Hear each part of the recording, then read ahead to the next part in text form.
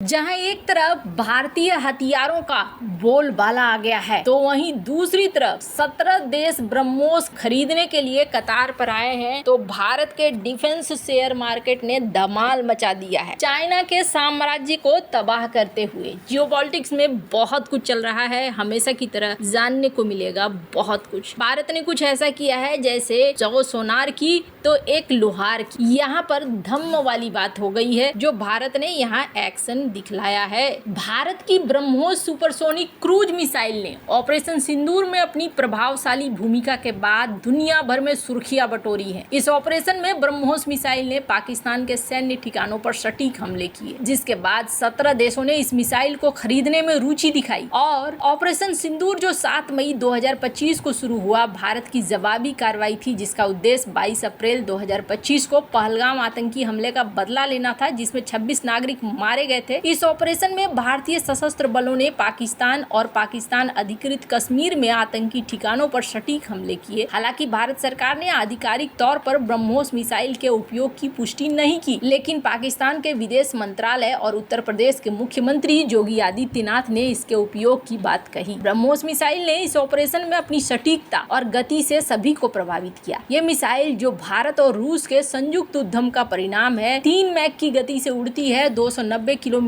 से 800 किलोमीटर तक की रेंज रखती है। 17 देशों की रुचि है। दक्षिण पूर्व एशिया में वियतनाम को चाहिए, इंडोनेशिया को चाहिए, मलेशिया को चाहिए, थाईलैंड को चाहिए, सिंगापुर को चाहिए और ब्रुनेई को। मध्य पूर्व में सऊदी अरब को चाहिए, यूएई को चाहिए, कतर को चाहिए, ओमान को चाहिए। लैटिन अमेरिका में ब्राजील, चिली, अर्जेंटीना, वेनेजुएला को और फिलीपींस, जो पहले से ही खरीदार है, उसे और भी ब्रह्मोस चाहिए। दक्षिण अफ्रीका को भी चाहिए। फिलीपींस ने जनवरी 2022 में 375 मिलियन के सौदे के तहत 3 तटीय रक्षा बैटरियां खरीदी थी और अप्रैल 2025 में दूसरी खेप प्राप्त। वियतनाम के साथ $700 मिलियन का सौदा अंतिम चरण में है, जबकि इंडोनेशिया $450 मिलियन के सौदे पर बातचीत कर रहा है। ब्रह्मोस ने पाकिस्तान के नूर खान, रफीकी, मुरीद और सरगोधा जैसे सैन्य ठिकानों पर सटीक हमले किए हैं, जिससे पाकिस्तान की हवाई रक्षा प्रणाली को नाकाम कर दिया है। इसकी गति और कम ऊंचाई पर उड़ान ने इसे रडार से बचने में सक्षम बनाया है। डीआरडीओ के पूर्व महानिदेशक डॉक्टर सुधीर कुमार मिश्रा ने कहा कि ब्रह्मोस को पाकिस्तान या चीन की कोई हवाई रक्षा प्रणाली नहीं रोक सकती। दक्षिण चीन सागर में चीन की बढ़ती आक्रामकता के कारण वियतनाम, इंडोनेशिया और फिलीपींस जैसे देश ब्रह्मोस को अपनी समुद्री रक्षा के लिए चाहते हैं। मध्य पूर्वी देश क्षेत्रीय सुरक्षा के लिए इसकी मांग कर रहे हैं। ब्रह्मोस भारत की आत्मनिर्भर रक्षा क्षमता का प्रतीक है और इसकी सफलता ने भारत को वैश्विक रक्षा निर्यात बाजार में एक प्रमुख खिलाड़ी बना दिया है। ब्रह्मोस की कीमत और तकनीकी श्रेष्ठता इसे अन्य क्रूज मिसाइलों की तुलना में आकर्षक बनाती है। ब्रह्मोस मिसाइल की लोकप्रियता में वृद्धि का ये पहला उदाहरण नहीं है। पहले भी भारत की रक्षा उपलब्धियों ने वैश्विक ध्यान आकर्षित किया। साल 2019 में बालाकोट हवाई हमला, फरवरी 2019 में पुलवामा हमले के बाद भारत ने बालाकोट में आतंकी ठिकानों पर हवाई हमले किए। इस ऑपरेशन ने भारत की सटीक हमले की क्षमता को प्रदर्शित किया, जिसके बाद कई देशों ने भारतीय रक्षा उपकरणों में रुचि दिखाई। हालांकि उस समय ब्रह्मोस का उपयोग नहीं हुआ, लेकिन इस घटना ने भारत के रक्षा निर्यात नीति को मजबूत किया। इसके बाद साल 2022 में फिलीपींस के साथ ब्रह्मोस का पहला निर्यात सौदा हुआ, जो भारत का पहला बड़ा रक्षा निर्यात। यह उदाहरण दिखलाता है कि सैन्य कार्रवाइयां भारत के रक्षा उत्पादों के वैश्विक मांग को बढ़ा सकती। जनवरी 2022 में फिलीपींस ने 375 मिलियन में ब्रह्मोस की 3 तटीय रक्षा बैटरी खरीदी। ये सौदा भारत के रक्षा निर्यात में मील का पत्थर था। इस सौदे ने दक्षिण पूर्व एशियाई देशों जैसे वियतनाम और इंडोनेशिया को प्रेरित किया, जो चीन के खिलाफ अपनी रक्षा को मजबूत करना चाहते थे। साल 2024-2025 में फिलीपींस को मिसाइलों की खेप मिली, जिसने ब्रह्मोस की विश्वसनीयता को और बढ़ाया। यह घटना ब्रह्मोस की वैश्विक मांग को समझने के लिए महत्वपूर्ण है, क्योंकि इसने भारत को एक विश्वसनीय रक्षा आपूर्तिकर्ता के रूप में स्थापित किया। नवंबर 2024 में वियतनाम, इंडोनेशिया, यूएई ने ब्रह्मोस खरीदने की इच्छा जताई। ये रुचि भारत के रक्षा निर्यात टारगेट को प्राप्त करने की दिशा में एक कदम थी। ब्रह्मोस की गति, सटीकता और बहुमुखी प्रतिभा ने इसे मध्य पूर्व और अफ्रीकी देशों के लिए आकर्षक। ब्रह्मोस मिसाइल भारत की रक्षा और कूटनीति में महत्वपूर्ण भूमिका निभा रही है। कुछ प्रमुख बिंदु हैं। ब्रह्मोस 2 चरणों वाली मिसाइल है, जिसमें पहला चरण ठोस प्रणोदक बूस्टर और दूसरा चरण लिक्विड रैमजेट इंजन है। ये 15 किलोमीटर की ऊंचाई तक उड़ सकता है। अब जिस तरीके से निर्यात की संभावनाएं बढ़ रही है, भारत का टारगेट है 50,000 करोड़ का रक्षा निर्यात। ब्रह्मोस इस टारगेट का एक प्रमुख हिस्सा है। वियतनाम $700 मिलियन,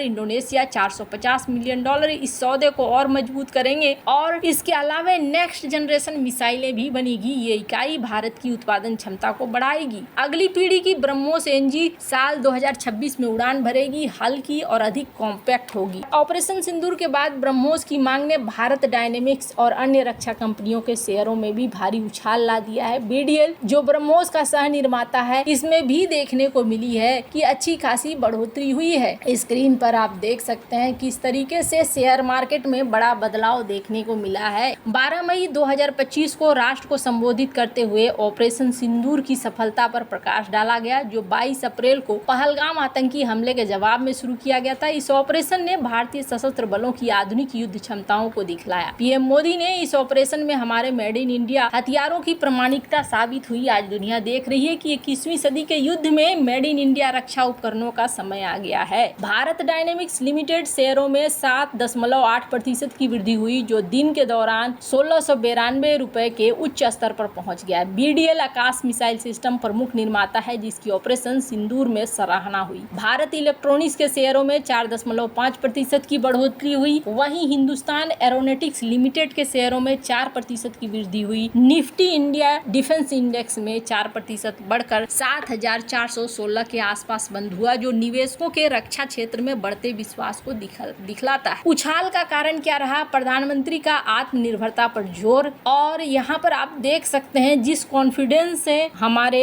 आर्मी के लोगों ने जवाब भी दिया है, ये एक बहुत बड़ा उदाहरण है। स्क्रीन पर आप देखिए। एयरफील्ड या लॉजिस्टिक इंस्टॉलेशंस को टारगेट कर पाए। ये जो डायग्राम आप अपने सामने देख रहे हैं, ये मुझे एक इंसिडेंट की याद दिला रहा है, और मैं आपको इस उदाहरण के ज़रिए से एक ये एस्पेक्ट हाईलाइट करना चाहता हूँ। जब मैं स्कूल में था तो तकरीबन मेरे ख्याल से ये 70 का दशक था, और उस समय इंग्लैंड और ऑस्ट्रेलिया के बीच में, आज शायद क्रिकेट की बात भी करनी चाहिए, क्योंकि मैं देख रहा था कि विराट कोहली ने टेस्ट क्रिकेट से रिटायरमेंट ले ली। कई भारतीयों की तरह वो मेरे भी फेवरेट क्रिकेटर हैं। तो 70 के दशक में ऑस्ट्रेलिया और इंग्लैंड की फेमस एशेज सीरीज चल रही थी, और उस समय ऑस्ट्रेलिया के दो बहुत तेज। किस तरीके से भारत की तरफ से ये साफ किया गया कि भारत का डिफेंस सिस्टम पूरी तरीके से तैयार था, भारत पूरी तरीके से तैयार था, और इसका असर यहाँ पर देखने को मिल रहा है। वैसे अभी और भी बहुत सारे बदलाव आपको देखने को मिलेंगे। आपको क्या लगता है इन सब मामले में? आपकी क्या राय है? कमेंट कर जरूर बताएं। जल्द मिलते हैं अगले वीडियो में नई खबर के साथ।